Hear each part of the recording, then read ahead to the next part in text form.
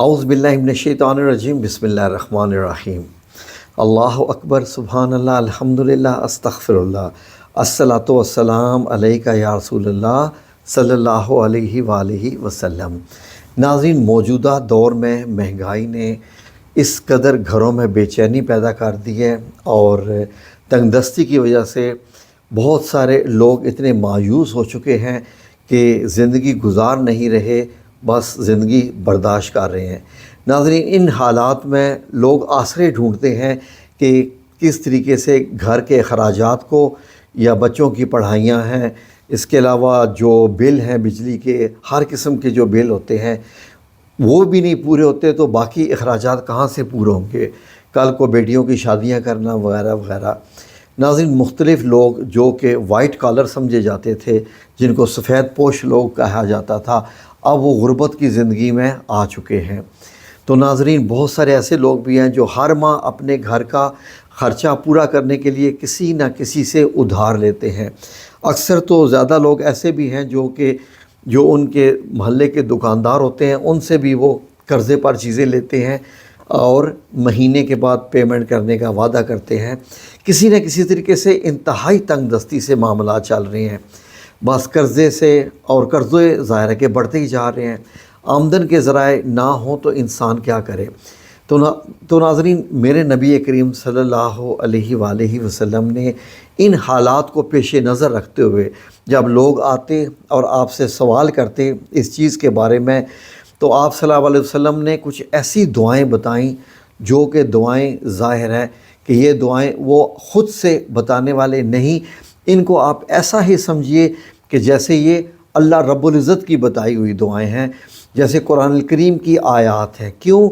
یہ چیز ہمارے لیے بڑی آسان ہے اس چیز کو سمجھنے کے لیے کہ اللہ رب العزت فرماتا ہے کہ نبی اپنے منہ سے کچھ بھی نہیں بتاتا جب تک ہماری اجازت نہ ہو، کیونکہ آپ صلی اللہ علیہ وآلہ وسلم کے بتایا ہوا ایک ایک لفظ قیامت تک آپ کی امت کے لیے، مسلمانوں کے لیے مشعل راہ ہے۔ ناظرین، تو آپ صلی اللہ علیہ وسلم نے جو دعائیں بتائی ہیں ناظرین، وہ اللہ رب العزت سے منظور شدہ ہیں، لیکن اس کے باوجود ہم لوگ کیوں کوشش کرتے ہیں کہ کسی پیر فقیر کے پاس چلے جاتے ہیں یا کسی عامل کے پاس چلے جاتے ہیں، اور بہت سارے میں نے یہ دیکھا ہے کہ 90% لوگ یہ سمجھتے ہیں کہ ان کی دعائیں قبول نہیں ہو رہی، وہ جا کے کسی سے دعا کروائیں گے تو وہ دعائیں قبول ہو جائیں گی۔ یہ ناظرین ایک کانسیپٹ ہے، اسی کانسیپٹ نے لوگوں کو یہاں تک مجبور کر دیا کہ لوگ مزاروں پر جا کر خواہ وہ ولی اللہ ہے یا اولیاء اللہ ہے، جو بھی ہے، اس کے مزار پر کھڑے ہو کے قبر کے سامنے دعائیں کرتے ہیں۔ اور 90% لوگ جو مزاروں پر جاتے ہیں وہ مزار والے سے کہتے ہیں کہ ہمارے یہ مسئلے ہیں، تو ہمارا یہ کر دے، وہ کر دے، یہ کر دے۔ 10% لوگ صرف ایسے ہیں، یا صرف 5% لوگ 100 میں سے ایسے ہیں جن کو معلوم ہوتا ہے کہ چلیں یہ جگہ ایسی ہے کہ جہاں پر پیر صاحب نے عبادت کی ہوئی ہے، ہو سکتا ہے اللہ کو یہ جگہ پسند ہو تو ہم اس جگہ کھڑے ہو کے دعا ہم اپنی کریں۔ تو ناظرین، ان چیزوں سے جو ہے وہ بچنا چاہیے، لیکن کرے کیا بندہ، کہاں جائے پھر؟ ناظرین، اب یہ دیکھیے، سب سے پہلے کرنا کیا ہے، آج میں آپ کو یہی بتانے لگا ہوں کہ سب سے پہلے تو اللہ رب العزت کے سامنے جب آپ پیش ہوتے ہیں اور یہ نماز میں یا دعا کرتے وقت، تو کیا ہم یہ پورا دھیان میں رکھتے ہیں کہ جو الفاظ ہم پیش کرنے جا رہے ہیں ان میں کتنا اخلاص ہے، اور کیا ہمارا یقین کتنا کامل ہے رب العزت پہ کہ اللہ رب العزت ہی ہے جو کہ دینے والا ہے، ورنہ کوئی دنیا کی طاقت نہیں ہے جو آپ کو رزق دے سکے یا آپ کی حاجات کو پورا کر سکے۔ جب ہم یقین کے ساتھ اللہ رب العزت کے سامنے پیش ہوتے ہیں اور پھر اس کے بعد الفاظ اگر ہم وہ پیش کر دیں جو نبی کریم صلی اللہ علیہ وآلہ وسلم کے بتائے ہوئے ہیں، تو سمجھ لیجئے کہ آپ کا پاس ورڈ یا پاس کوڈ دعا کی قبولیت کا لگ گیا۔ دو چیزیں آپ نے کیا کرنا ہے، آپ یہ سنیے، آپ نے بہت عاجزی کے ساتھ، اللہ رب العزت کو جو سب سے زیادہ چیز پسند ہے وہ عاجزی ہے۔ جس انسان میں عاجزی نہیں ہے وہ کبھی بھی اپنے آپ کو اللہ رب العزت کے مقرب بندوں میں شمار نہ کرے۔ یہ ایک اوپن سیکرٹ ہے، کیونکہ سورہ رحمان میں دیکھ لیجئے اللہ رب العزت نے کیا فرمایا کہ جو رب کے سامنے کھڑا ہونے سے ڈرا اس کے لیے جنتان یعنی 2 جنتیں ہیں۔ آپ خود اس سے اندازہ لگا لیجئے، کیونکہ اللہ رب العزت کو اپنی طاقت کا پتہ ہے۔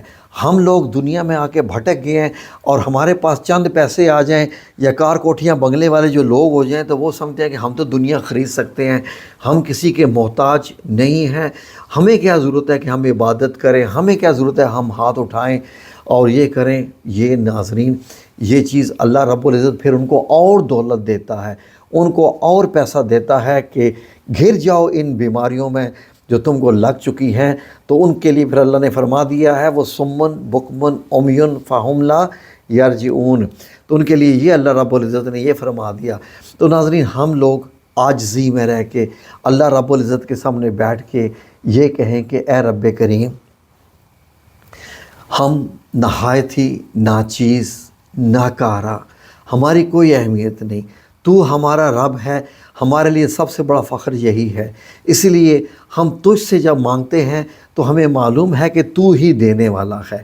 ہم ڈائریکٹ تجھ سے اس لیے مانگ رہے ہیں کیونکہ تو ہماری آواز کو سن رہا ہے، تو ہمارے دل کی باتوں کو جانتا ہے، تو ہماری نیتوں کو جانتا ہے، تو ہمارے ان معاملات کو بھی جانتا ہے جن کو ہم چھپاتے پھرتے ہیں۔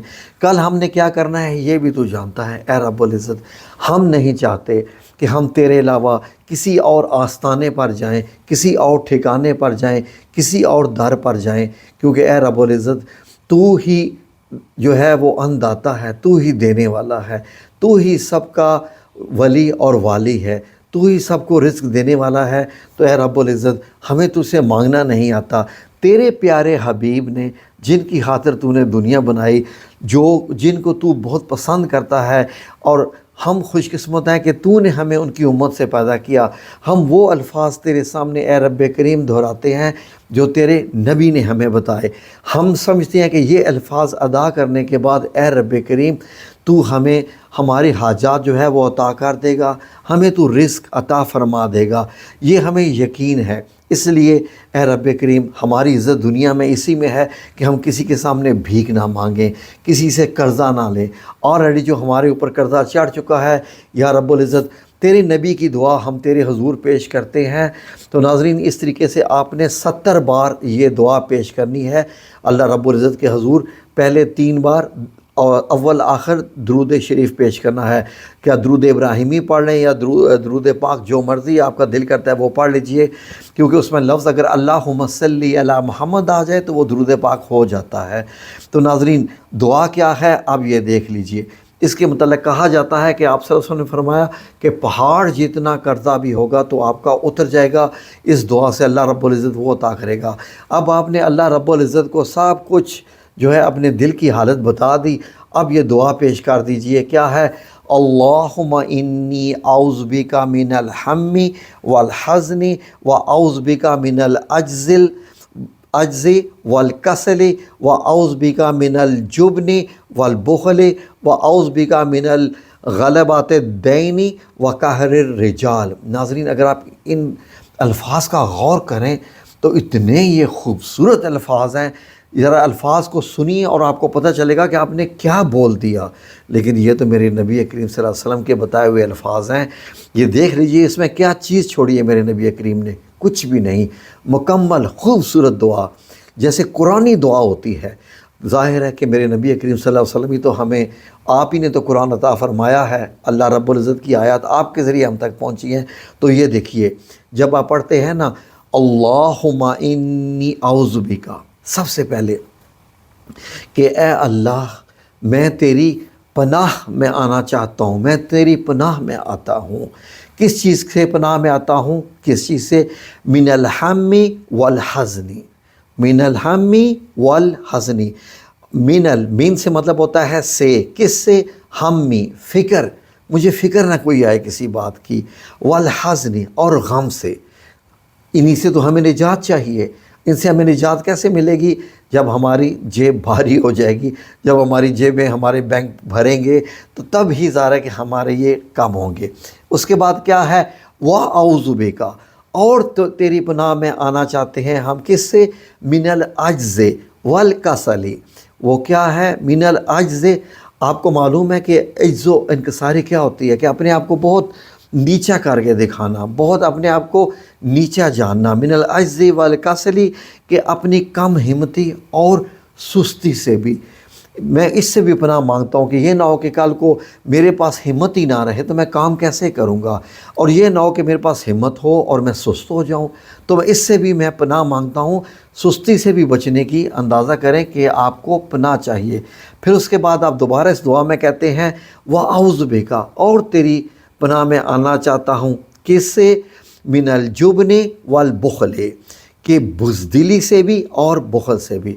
ناظرین، یہ بھی بزدلی ہوتی ہے کہ انسان کے پاس اگر 10 لاکھ ہے اور وہ خرچ ہی نہیں کرتا، وہ کاروبار ہی نہیں کرتا کہ میں تو کنگلا ہو جاؤں گا، میرے پاس یہی تو پیسے ہیں، وہ اس چیز سے ڈرتا ہے کہ اس تجارت میں کامیاب ہوگا یا نہیں ہوگا، تو اس سے کیا ہوتا ہے کہ وہ 10 لاکھ بھی خرچ ہو جاتا ہے، وہ زمین پہ آ کے گر جاتا ہے، اور پھر کیا ہو جاتا ہے؟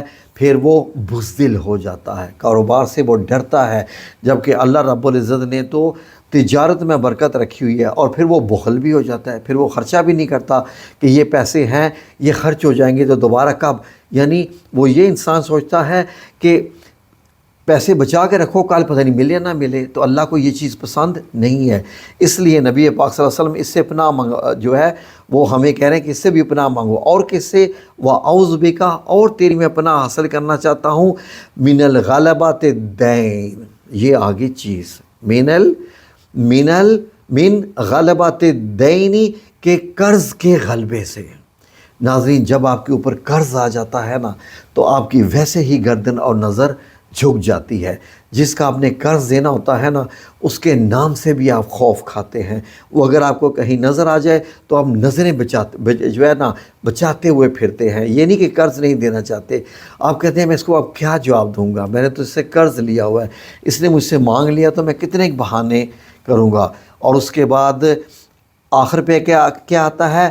وَقَهْرِ الرِّجَالِ، اور لوگوں کے ظلم و ستم سے، کیونکہ جب انسان غریب ہو جاتا ہے تو سمجھ لیجئے کہ پھر آپ سب کے ہی نوکر بن کے رہ جاتے ہیں۔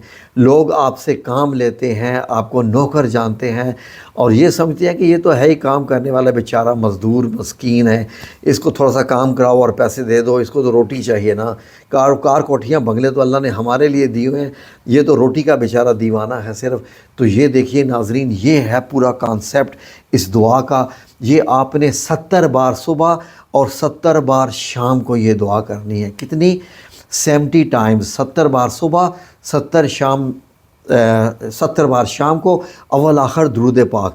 اتنا ذہن میں رکھ لیجئے کہ جب یہ آپ دعا مانگے تو آپ پورا منظر بنائیں کہ اے رب العزت، جی ہماری کیا اوقات ہے اور تیری کیا شان ہے، اور اس کے بعد مجھے تو تجھ سے مانگنا نہیں آتا، تیرے پیغمبر نے جو تجھے بہت پیارا ہے، جس کو تو نے یہ الفاظ سکھائے ہیں، یہ وہ والے الفاظ ہیں جو میں تیرے حضور پیش کر رہا ہوں، اگر تو بھی نہیں سنے گا تو ہمارا تو پھر کوئی اور خدا بھی نہیں ہے، تو اکیلا خدا ہے، اور ہم کس کے پاس جائیں گے؟ ہم نہیں جانا چاہتے دنیا والوں کے سامنے، اپنے ہاتھ نہیں پھیلانا چاہتے، صرف تیرے آگے پھیلانا چاہتے ہیں، تو ہی ہے جو ہمیں دینے والا ہے۔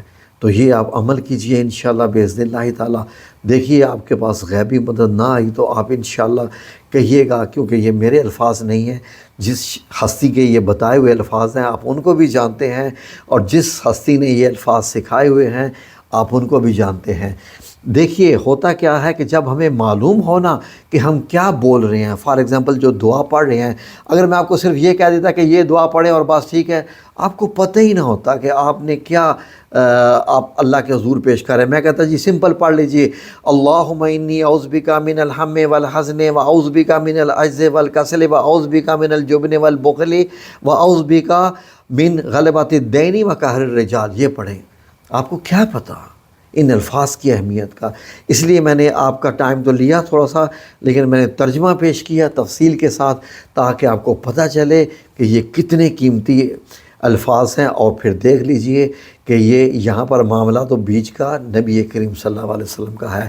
جب ہم وہ دعائیں کرتے ہیں نا جو کہ آپ صلی اللہ علیہ وسلم کی بتائی ہوئی ہیں، تو آپ اپنی دعاؤں کے بیچ میں آپ صلی اللہ علیہ وسلم کو لے کے آ رہے ہیں، واسطہ دے رہے ہیں، یہ ذہن میں آپ رکھیے گا تو ان دعاؤں کی اہمیت کیسے بڑھ جاتی ہے۔ جزاکم اللہ خیر، اللہ آپ سب لوگوں کو اپنی حفظ و امان میں رکھے، آمین یا رب العالمین برحمتک یا ارحم الراحمین۔